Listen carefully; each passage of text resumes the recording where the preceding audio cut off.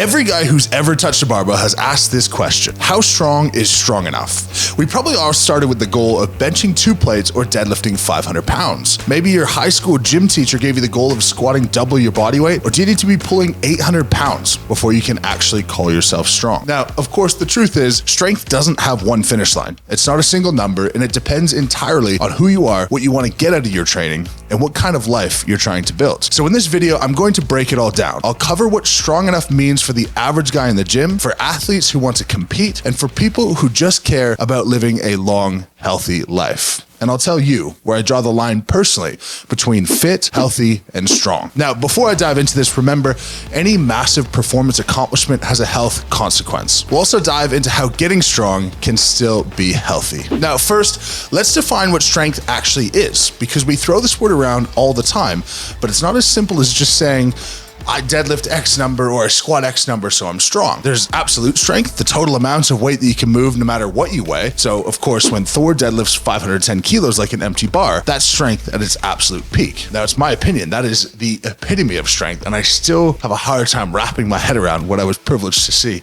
only a couple weeks ago. Then of course there's relative strength, which is how strong you are compared to your body weight. If we think of a gymnast who does iron crosses and muscle ups, they can't squat 600 pounds, but pound for pound, they're incredibly strong. And it's hard to refute that they have an immense level of strength. And finally, there's practical strength. And this is what can you do in everyday life. Now, I'm not one of those people who's gonna assume that there's no crossover here. Of course, there's incredible crossover, but these are the questions like, can you pick your kid up without throwing your back out? Can you carry the groceries in one trip? That's strength too. And honestly, it matters way more to most people than adding 20 pounds to their bench. And most people actually think about how adding 20 pounds to their bench or their deadlift is going to translate to those more meaningful things. Now, the cool part for me about practical strength is this is exactly what we train in strongman. It boils down to the 6 fundamental movement patterns of life, which are push, pull, squat, hinge, overhead press, and carry. Now, we've defined strength, so let's start with the average gym goer and what it would be to be strong for the average person. You're not trying to compete, you just want to be fit, look decent, and feel strong in everyday life. So here are the benchmarks I use when I think about being quote unquote strong enough for the average man. I'll give both bodyweight metrics and absolute metrics because something about calling a 100-pound man strong for benching 100 pounds feels wrong. So for bench press, you need to bench at least your body weight or a minimum of 200 pounds. For a squat, I believe you should be squatting 1.5 times your body weight or about 300 pounds minimum. And for deadlift, I think you should be around 2 times your body weight or a minimum of 400 pounds. This is regulating all of these numbers to a 200-pound man. For an overhead press, I think you should be able to overhead press about 65% of your weight or a minimum of 130 pounds. Now, why did I come up with those numbers? Well, because they're realistic, they're achievable for anyone who's able-bodied, and they give you a foundation that covers health, function, and confidence. If you can hit those, you're not just strong compared to the general population, you are statistically stronger than 90% of people in a commercial gym and about 98% of people in the world. I've done some videos covering the insanity of being just generally strong. You take half the world that's famished and you're already stronger than them just because you can have an adequate meal. And that's some perspective for privileged lives. Now, here's the key. Once you hit those numbers, your life actually doesn't get better by much by going further. And by that, I mean, you're going to start to have some sort of consequence to go along with your strength. Now, of course, it feels cool to bench 315 and to pull 500 pounds, but when it comes to health, mobility, energy, and confidence, once you reach those basic standards, you're already strong enough for life, in my opinion. You set a really good bar, and then as you get older, you try to minimize the degradation of that bar that you've set. So this is my answer for health. If you're looking for peak health, I believe that this is where you should stop. Then you should have some sort of standards for aerobic fitness, like a VO2 max over 40. My only piece of advice when chasing health: if you don't feel immobile, don't worry about increasing flexibility. That, of course, is a vast oversimplification of lifting to be healthy, but I think the movement of hybrid athletes has been really forward, really positive for general health. Now, most of you are watching this video for the athletic standards. If you want to compete and you want to push yourself, and we got to ask the question, what if you are competitive? Maybe you're a powerlifter, a strongman, a CrossFit athlete, and in that case, strong enough really isn't a thing because you always want to be stronger and the bar's always moving. When I was 16, I deadlifted 600 pounds on a trap bar in this immaculate, perfect technique video. And at the time, I thought that was pretty crazy. Then I went to Instagram to see how shit hot I was, and I saw guys pulling 800, 900, 1,000 on a barbell, and I realized there's, of course, always someone stronger, and generally a lot stronger. Even me, as the top strongman in the world, Thor can deadlift way more than me. Lucas Hatton and Trey Mitchell can overhead press way more than me. I win contests on being well-rounded, but if you look at any individual movement, there is someone stronger. Now, for athletes, strong generally means strong enough to win in the sport. In powerlifting, that's a huge squat, a huge bench, a huge deadlift. In strongman, you need total body strength plus endurance and explosiveness. And in CrossFit, strength is of course important, but so is conditioning, so being strong might hurt you with the crossover effect. But the reality is at the elite level, strength has no ceiling, and the ceiling is still being discovered. The moment you say I'm strong enough is the moment you stop being competitive, and that's why strongman world records keep falling and powerlifting world records keep falling, because athletes never feel like it's enough. That being said, here are my benchmarks for my gut reaction when someone at a party tells me the numbers they've hit or someone else that they've hit, and it makes me do that little thing where you raise your eyebrows and frown your mouth like, that's pretty good. Note that the bodyweight conversation leaves the chat now, because when we talk about athletes and peak human performance, in my opinion, it shouldn't come with caveats. So for bench press, I believe athletes, a strong athlete benches 405, a strong athlete squats 600, and a strong athlete deadlifts 660. Now for a bit of controversy, I think a strong athlete can push press or jerk 350 pounds. I know jerk isn't strength, but Lasha is strong, and nobody would discredit that. And we shouldn't discredit power entirely. My favorite Instagram troll, Guy Maeros, just clean and jerked 385 pounds with ease. And I say Instagram troll because about once a month, he's in my comments saying something rude. Love you. But in my book, that's a strong dude. Now, to me, to be considered strong, you should be able to hit all of these numbers. You can have long arms for deadlifting, and leverages allow you to deadlift 660 while you can only bench 225. But as an athlete, being well balanced to a degree is mandatory. Now, here's where I want to shift gears, because not everybody watching this is chasing world records, and honestly, most people shouldn't be. There's a point where more strength does not equal better health. In fact, at the top end, it can actually shorten your career and even your life. I've lived this firsthand as a strongman. Your joints, your cardiovascular system, your sleep all get pushed to the edge when you're carrying around over 300 pounds of body weight, moving extreme loads, body fat relatively high, and taking substances to push yourself to the limit. Now, a lot of us get too strong for our own good, even from a musculoskeletal standpoint, because we're strong enough to pull muscles and tendons off the bone. So for long-term health, I'd argue that strong enough is when strength serves your lifestyle. It keeps you mobile enough, it prevents injuries altogether, and allows you to be active well into your 50s, 60s, and 70s. The data shows that grip strength and leg strength are two of the biggest predictors of longevity. Not your 1-rep max deadlift, but whether you can keep getting up off the floor and carrying around your body as you age. That's the kind of strength that truly matters for life.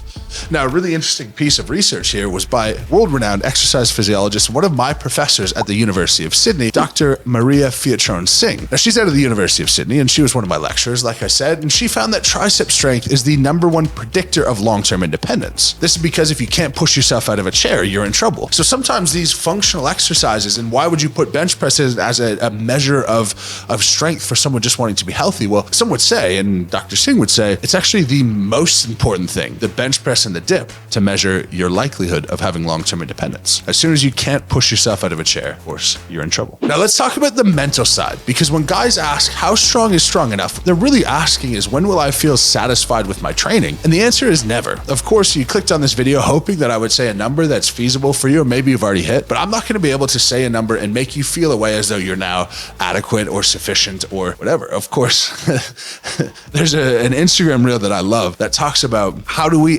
handle our feelings. It's something like this. How do we handle our feelings?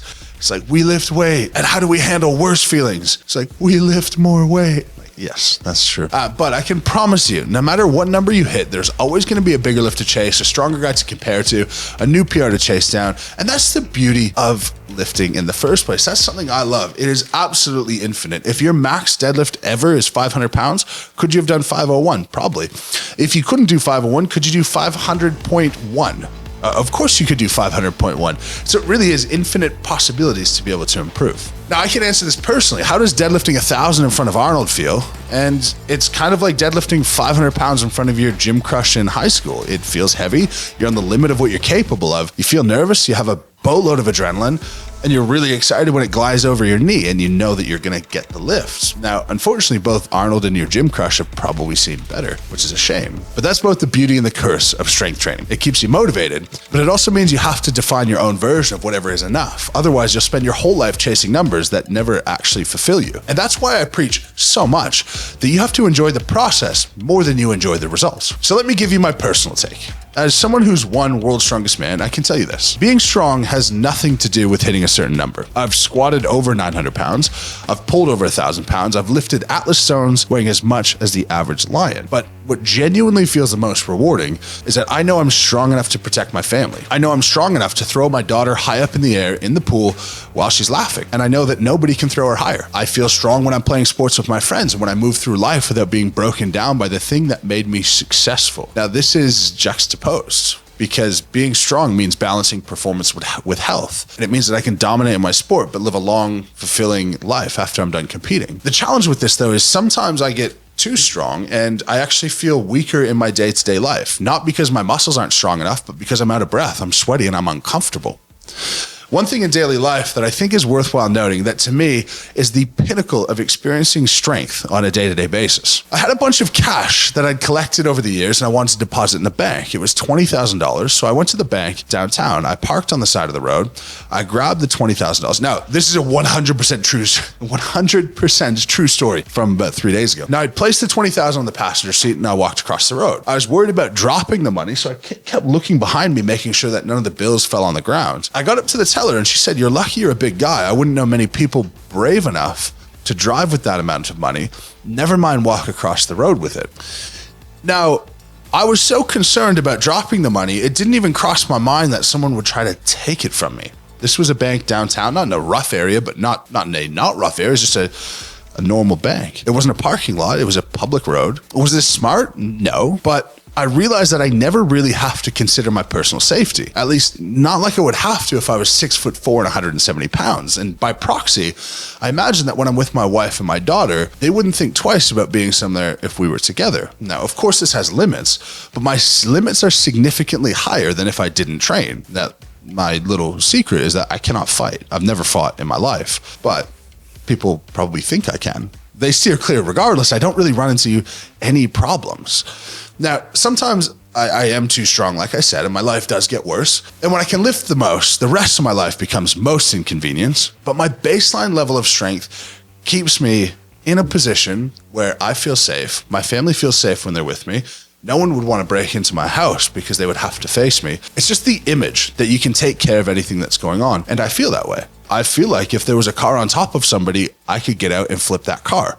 I feel like if someone was struggling with any amount of weight carried out of the grocery store, I could easily help them. And those are the things to me that genuinely make me feel strong. Winning a contest makes me feel accomplished, but being able to do things in daily life that other people can't is what truly makes me feel strong. So, how strong is strong enough? And the truth is, for the average guy, strong enough to me is a bodyweight bench, a 1.5 times squat, and a 2 times deadlift at a minimum of 200 pounds body weight, or 200 pound bench, a 300 pound squat, and a 400 pound deadlift. For athletes, there is no such thing as strong enough. The bar just continues moving forward. Now, for life and for health, strong enough is whatever keeps you active, mobile, and capable well into old age.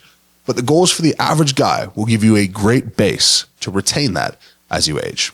At the end of the day, strong enough is when your strength serves your life, not when your life serves your strength. Thank you for watching, guys. Please subscribe to the channel if you haven't already. More coming every single day.